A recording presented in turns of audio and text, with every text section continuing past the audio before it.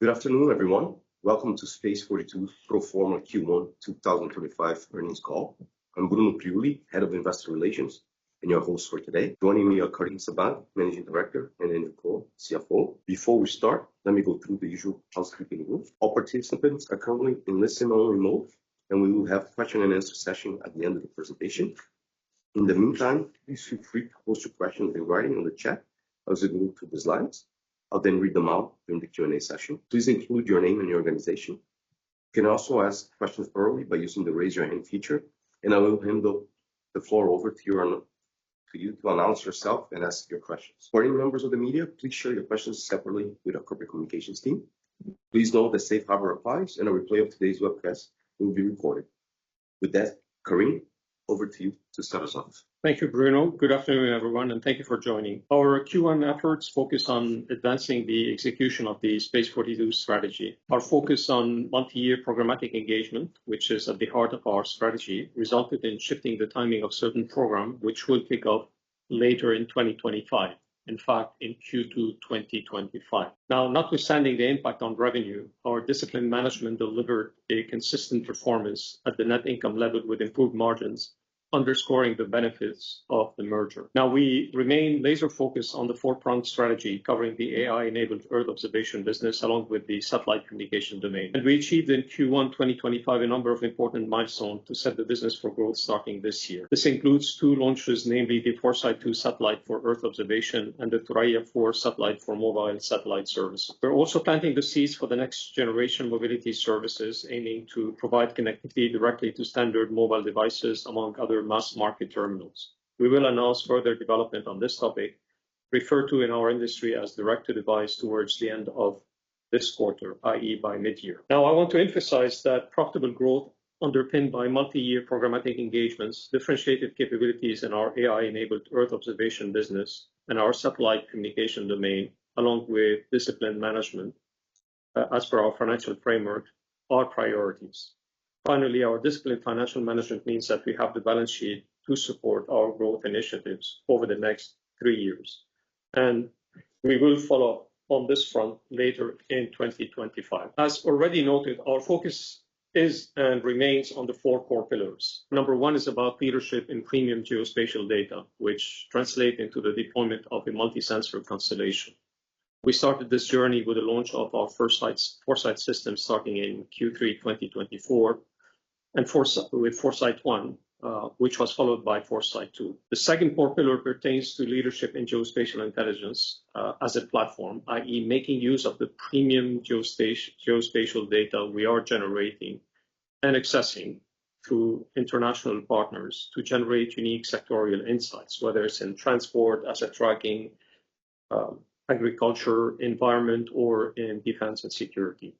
The work underway on the GIQ platform is central to this pillar and highly accretive to pillar number 1. Core pillar number 3 covers leadership in non-terrestrial network connectivity. This starts with our established mobile satellite services business and its future-proofing through the next generation mobility we're working on with Bias. Finally, number 4 relates to the leadership in secure communication with a path to a multi-orbit network.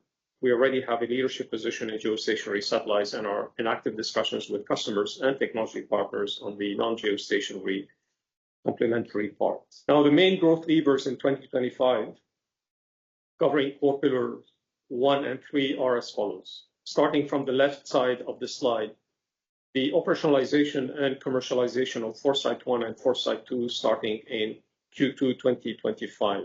Importantly, the value of this business is amplified by the fact that we are developing and operating our own geospatial analytical platform, that is GIQ. Now, moving to the right side of the slide before you, the Thuraya 4 satellite, which was launched at the start of the year, has reached successfully its orbital position. It will undergo final testing over the next 2 months for a start of operation in Q3 this year. Thuraya 4 is already underwritten by a multi-year engagement with the UAE government on top of its commercial remit, which is enabled by 15 new products. And the launch of Thuraya 4 satellite coincides with the launch of the Thuraya 1 smartphone for seamless terrestrial and satellite connectivity.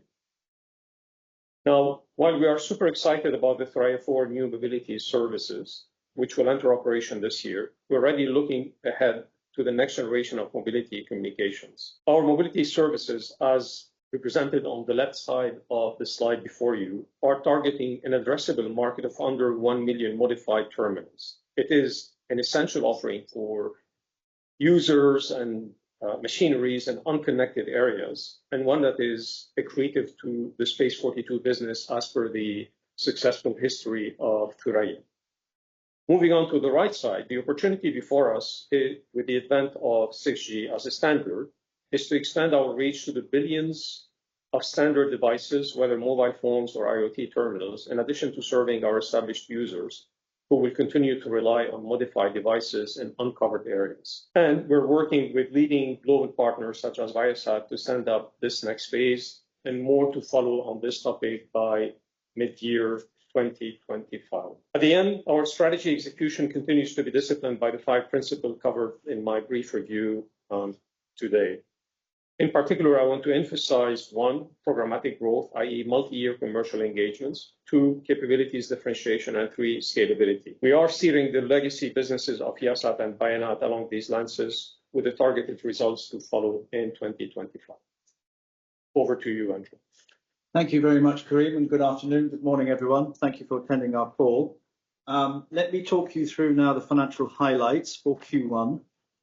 Just first thing to make clear is that this information is pro forma information, and so the comparative financials have been restated to reflect the fact that as if the merger had taken place on the 1st of January 23. Now, overall, standing back, I would characterize these financial results as resilient. Yes, there have been some revenue headwinds, which are primarily of a timing nature, and we'll come on to those in a minute. But overall, you'll see that the cost base is down 6%, and the margins have held up well. The normalized EBITDA margin is in line with prior year. The normalized net income is in line with prior year, and the normalized net income margin is actually ahead. So it's a resilient financial performance. And what is common to Space42 that we saw since the merger is an extremely strong balance sheet. So we have cash of about $900 million, negative net debt, a leverage of minus 1.8 times, a backlog of $6.9 billion. So fundamentally, the organization is in great shape. We have a very strong platform. We have a clear financial framework and strategic plan. And as Karim referred to earlier, we have concrete growth drivers which will push the business forward in H2. On the next slide now, we then have the detailed numbers. And you can see at the top, the revenues are down 17 million or 13%. Now, the majority of this relates to the Smart Solutions business, which is primarily related to temporary shifts in the execution of milestones and contract awards. This is more timing in nature. Of the 17, 6 million relates to the space segment, which is largely the residual effect of the Thuraya 3 satellite anomaly that we suffered in Q2 last year. And so Q1 revenues were unaffected by this anomaly. Come the end of Q2 this year, that effect year on year will wash through. And of course, as we move into H2, we will have the new Thuraya 4 satellite entering commercial operations with a significant government contract attached to it, over $700 million, which from an H2 perspective will add incrementally $25 odd million to the top line, and a lot of that will fall down to the bottom line, as well as the commercialization of the SAR constellation, which is making good progress. The next 3 lines below revenue is cost of revenue, staff costs, and other OPEX. So in aggregate, this is our entire cost base. This is down 6% year on year, and it's largely driven by lower cost of revenue, reflecting the lower top line revenue. You'll see that the staff costs are a little bit higher. I wouldn't not real true comparative here, because we have higher restructuring costs in the current period than the prior year. And we also have some timing shifts as well, where in the prior year, certain components of employee costs were recorded in one lump towards the end of the year rather than pro rata throughout the year. And then other income, this is another line which jumps out. In the current period, we have insurance proceeds received on an ongoing claim relating to Alia 3, which is coming to an end now. And in the prior year, obviously, you'll recall that we had a very significant one-off item, liquidated damages. So really, the EBITDA year on year is not comparable because of that significant one-off item. Below EBITDA, everything is positive. The depreciation is lower. We don't have any write-downs as we did in the previous year within extraordinary items. The net finance income is higher. The share of results, which reflects our performance in JVs, is stronger. And so actually net profit on a normalized basis, you'll see the bottom there, the margin is higher and it's in line with the prior year. On this next page, we show the normalized results. So what we're doing here is we're stripping out the one-off items which would otherwise distort the performance of the business year on year. So year on year, you can see from an EBITDA perspective, we are down by about 9 million, which is primarily a reflection of the shortfall in revenue, because net revenue was down 7. But the margin is in line with the prior year. And on the right-hand side, you can see once we strip out the one-off items, actually the normalized net profit is in line. And as I said, the margin is superior. The next page then shows you the revenue split. You see the majority of the revenue is attributable to the space segment, which, as I said, is down slightly because of the impact of the T3 anomaly, which we expect to wash through by the end of Q2. So you shouldn't be seeing those shortfalls from Q2 going forward. For the smart solutions business, as I said, the reduction there is due to the temporary timing shift in the execution of certain milestones and an award of one major project, which we are working on intensively. The EBITDA is on the next slide. Again, can't really compare it year on year because obviously the prior period had 30 million one-off liquidated damages. Nevertheless, you can see that the primary driver for the shortfall in the normalized EBITDA is due to the reduction in the revenue, but about half of that is mitigated, that revenue shortfall, by the time it hits the EBITDA due to cost savings. And finally, just to recap on our financial framework, which is how we define the principles for capital deployment. We have 3 pillars, and as we've said before at our Investor Day, we invest in organic growth, we invest in inorganic growth, so strategic bolt-on acquisitions, which are clearly accretive, and we're always looking to maximize returns through share price appreciation, which we are working on, and through the repayment of cash to shareholders in the form of dividends. Okay, and with that, I will hand it back to Bruno. Thank you, Andrew. We'll now begin the Q&A section of our call. Please feel free to post your questions in writing or raise your hand. Isaiah, please, ask your question. Yes, hi, thank you for the presentation. Just a question from our end. Do you expect any substantial project awards given Trump's upcoming visit to the UAE and the push towards satellite connectivity and, most importantly, artificial intelligence? The short answer is I wouldn't tie, although there may be a relation, but I wouldn't tie our business development activities to sort of official events. What you have seen is that on a number of occasions, the UAE leadership on international visits have made explicit references to our sector. And given that Space42 is the national champion, it was clearly representing the expectations on Space42. But at this point in time, I want to make sure that we continue to view our business development activities as a responsibility of the management, while also benefiting from positive international developments. That's how I would like to sort of put it to you, Jasper. That's very clear. And one more question, if I may. You mentioned increasing return to shareholders by returning dividends. So when do you think you would suggest for the board to reinstate a dividend policy? That particular point will be put forward to the board at the end of this calendar year, i.e. with the results. The board was very clear, and we've been very clear from the beginning, that dividend remains one of the arrows in our quivers in terms of returning or putting capital to use.